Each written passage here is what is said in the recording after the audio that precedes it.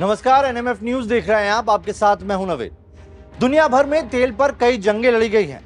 वो मुल्क जो तेल के उत्पादक हैं वो पूरी दुनिया की इकोनॉमी पर अपना असर रखते हैं। Saudi Arab, Kuwait, Qatar, Iraq, Iran, Bahrain और रशिया वो देश हैं जो सालों से इस मार्केट पर कब्जा किए बैठे हैं।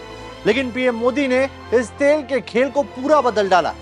पीएम मोदी का आत्मनिर्भर भारत का वो बयान तो आपको याद ही होगा। आत्मनिर्भर भारत यानी भारत इंपोर्ट पर अपनी निर्भरता कम करेगा। आत्मनिर्भर भारत यानी भारत इंपोर्ट पर खर्च होने वाली लाखों करोड़ों रुपयों की विदेशी मुद्रा बचाएगा और देश के गरीबों के कल्याण के लिए काम में लाएगा। आत्मनिर्भर भारत यानी भारत को इंपोर्ट न करना पड़े, इसके लिए वो अपने ही देश में साधन और संसाधन विकसित करने की दिशा में लगातार प्रयास करेगा, आगे बढ़ेगा। आत्मनिर्भर भारत यानी जिसे आज हम इंपोर्ट करते हैं, कल को, और ये बात मैं बहुत जिम्मेवारी के साथ आप सबके पर भरोसा होने के लिए कह रहा हूं, ये आप पर मेरा जो भरोसा है उसके लिए मैं कह रहा हूं कि आज हम जो इंपोर्ट करते हैं, कल को उसी के सबसे बड़े एक्सपोर्टर बनेंगे। साथियों, इस लक्ष्य को प्राप्त करने के लिए यह बहुत आवश्यक है कि हम एक एक सेक्टर को पकड़कर, एक एक प्रोडक्ट को पकड़कर, एक एक सर्विस का ध्यान करते हुए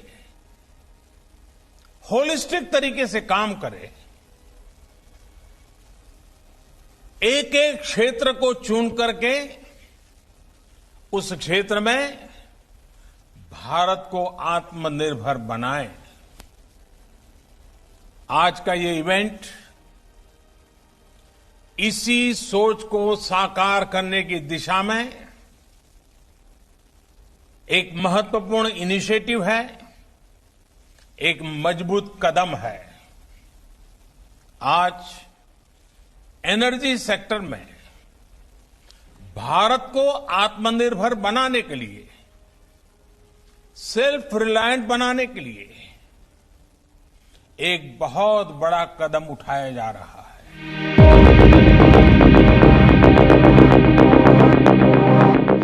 सुना आपने, ये मंत्र सिर्फ प्रधानमंत्री ने आम लोगों को नहीं दिया था, बल्कि ये मूल मंत्र नरेंद्र मोदी की कैबिनेट और वो खुद भी अप्लाई करते हैं।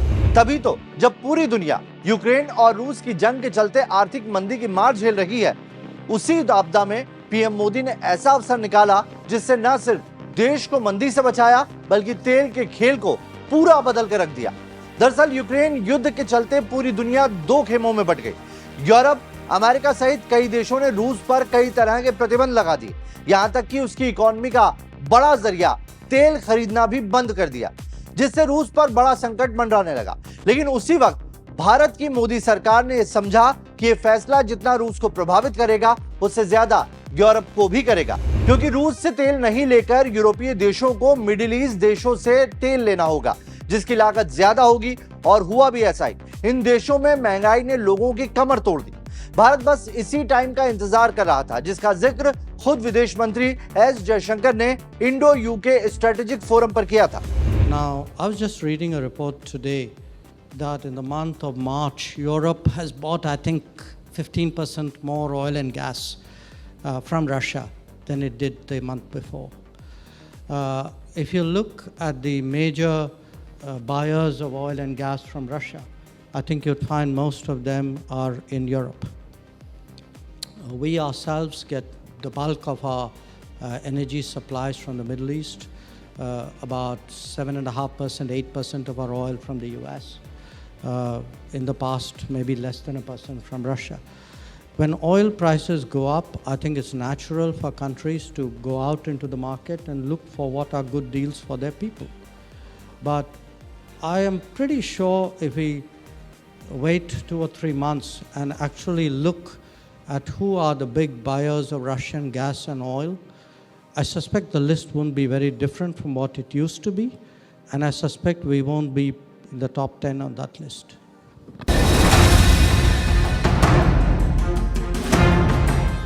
एस जयशंकर ने ये बात तो बहुत पहले कही थी, लेकिन उसका असर अब दिखाई दे रहा है कि अंदर खाने मोदी सरकार क्या कर रही थी। मोदी सरकार ने तेल के खेल में बस इसी राइट टाइमिंग पर फ्रंट फुट पर खेलकर आगे ऐसा शॉट खेला कि रूस भी खुश और यूरोप भी खुश। मोदी सरकार ने अपने दोस्त रूस से कच्चे तेल को खरीदा, भारतीय रिफाइंड कारोबारियों ने उसे यूरोप में रिफाइन किया और कर डाली यूरोपीय देशों में रूसी तेल की भारतीय पैकेजिंग में सप्लाई। अब आप सोचेंगे इससे भारत को क्या फायदा होगा? अरे जनाब, इन देशों की लड़ाई में भारत ने बड़ा मुनाफा कमाया। सोचिए, जो मुल्क आज तक सिर्फ तेल खरीदता आया हो, यानी कि भारत आज तेल का यूरोप का सबसे बड़ा निर्यातक बन बैठा है। रूस से तेल लेकर वहीं रिफाइन करके उसे बेचने का जो फैसला था, उसने तेल की लागत को कम कर दिया और यूरोप के लिए बड़ी महंगाई में भारत से तेल लेना मजबूरी बन बैठा। आगे हम आपको बताएंगे मोदी सरकार के इस आपदा में अवसर वाले मूलमंत्र से भारत आज यूरोप का कितना बड़ा निर्यातक बन गया है। यही नहीं, हम आपको तेल के खेल को नजदीक से स्टडी करने वाली संस्था केपलर का वो डेटा भी देंगे कि आज भारत रूस से तेल खरीदकर कितना मुनाफा बना रहा है।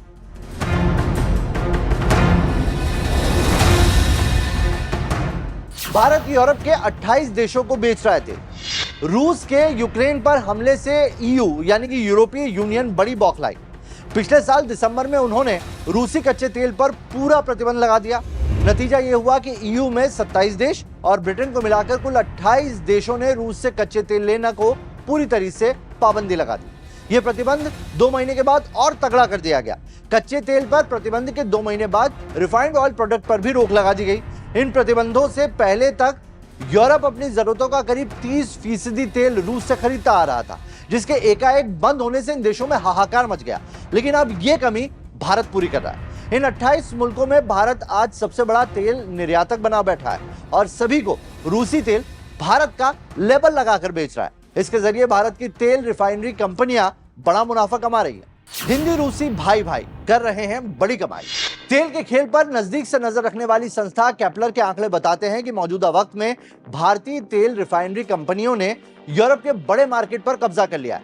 केपलर की तरफ से जारी किए गए डेटा के मुताबिक यूरोपीय देशों के बीच पहले भारत से 1,54,000 बैरल पर डे जेट ईंधन और डीजल खरीदा जाता था, जो बढ़ चुका है और बढ़कर 2 लाख बैरल पर डे पहुंच गया है। यही नहीं, मार्च में डेटा बताते हैं कि पिछले 7 महीने में भारत रूस से जो कच्चा तेल खरीद रहा था वो लगातार बढ़ता जा रहा है। यानी कि लगातार भारत की जो खरीदने की कैपेसिटी है वो भी बढ़ती जा रही है, क्योंकि उसको माल सप्लाई करने के लिए ऑर्डर ज्यादा मिल रहे हैं। घरेलू इस्तेमाल से इतर भारत इस वक्त रूस से सबसे ज्यादा कच्चा तेल खरीद रहा है, जो भारत के लिए भी बड़ा आंकड़ा है और रूस के लिए भी किसी एक देश को अब तक बेचे जाने वाले कच्चे तेल से कहीं ज्यादा है। केपलर की माने तो भारत ने रूस को न सिर्फ संकट से निकाला है, बल्कि उल्टे उसे कमाई भी बढ़ा दी है। यानी रूस युद्ध के बाद भी यूरोप के लिए भारत के जरिए ही तेल बेचने पर विचार कर रहा है। भारत ने चीन को भी पछाड़ा। सरल भाषा में समझाए तो हुआ यूं कि रूस यूक्रेन युद्ध में दुनिया 2 खेमों में बटी। अमेरिका, ब्रिटेन, यूरोप रूस के खिलाफ थे, तो चीन, नॉर्थ कोरिया रूस के समर्थन में खड़े थे। लेकिन भारत अपनी पॉलिसी पर रहा। उसने किसी भी दबाव में आने से इनकार कर दिया और युद्ध का विरोध किया, लेकिन रूस का साथ भी नहीं छोड़ा। यूरोपीय यूनियन ने रूस से तेल पर तो रोक लगा दी, पर उन देशों पर प्रतिबंध नहीं लगाए जो रूस से तेल खरीदकर रिफाइन करके उन्हें पेट्रोल और डीजल में कन्वर्ट करके यूरोप भेजते थे। ऐसे में रूस ने आर्थिक तंगी से बचने के लिए तेल पर डिस्काउंट दे डाला। रूस से 2 देशों ने इस डिस्काउंट का फायदा उठाया। पहला था चीन और दूसरा था भारत। दोनों ने बड़े पैमाने पर रूस से कच्चा तेल लेना शुरू किया, लेकिन युद्ध में चीन रूस के साथ खड़ा था और इसी का नतीजा ये हुआ कि पश्चिमी देशों ने चीन से तेल खरीदने को नकार दिया और ये पूरा मार्केट अब सिर्फ भारत के लिए खुल गया था। चीन आज भी रूस से तेल खरीद रहा है, लेकिन उसका इस्तेमाल वो चीन में ही खपा के कर रहा है। भारत जहां इस तेल को घरेलू इस्तेमाल के लिए भी कर रहा है, वहीं यूरोप में सप्लाई करके भी कर रहा है। यानी भारत ने एक तीर से कई निशाने साधे। मोदी सरकार ने तेल के खेल में न सिर्फ चीन को पछाड़ दिया, बल्कि मोटा मुनाफा भी कमा लिया। भारत ने बढ़ाया निर्यात। ब्लूमबर्ग की रिपोर्ट के मुताबिक रूस के पेट्रोलियम उत्पादों पर यूरोपीय यूनियन के प्रतिबंध के बाद भारत के रिफाइंड पेट्रोलियम प्रोडक्ट का निर्यात इस बाजार में लगातार बढ़ा। भारत पिछले 1 साल में यूरोप का सबसे बड़ा सप्लायर बन गया है। अप्रैल 2022 से लेकर जनवरी 2023 तक भारत से यूरोप को निर्यात किए जाने वाले रिफाइंड पेट्रोलियम पदार्थ के निर्यातों की अगर बात करें तो ये 1.16 करोड़ टन तक जा पहुंचा है। भारत के रिफाइंड पेट्रोल प्रोडक्ट के निर्यात का 15% हिस्सा अकेले यूरोपीय बाजार में किया जा रहा है, जो अब बढ़ते हुए 22% तक आ चुका है।